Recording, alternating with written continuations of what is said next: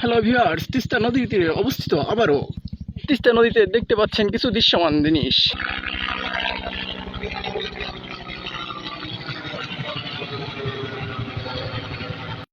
ইতিমধ্যে যে লোকগুলো দেখতে পাচ্ছেন তিস্তা নদীর তীরে অবস্থিত, তিস্তা নদী ভাঙ্গার কারণে এই মানুষগুলো সিরিয়াল পাচ্ছে না কোনো কাজকর্ম এবং কোনো কর্মশীলতা।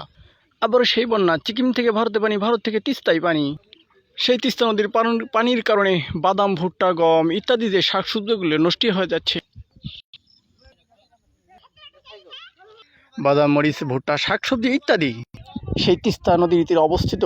সেই আহা করে কান্নায় ভেঙে পড়ছে তিস্তা নদীর লোকজন। এই সোনালী ফসল শাকসবজি তুলতে পারছে না সেই লোকজন। বুক ভরা কান্না, অশ্রু আর ঝরছে না।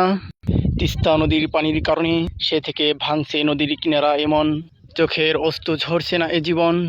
সেই তিস্তা নদীর সোনালী আগ, মানুষের গর্ব এ জীবন। ধীর ধীর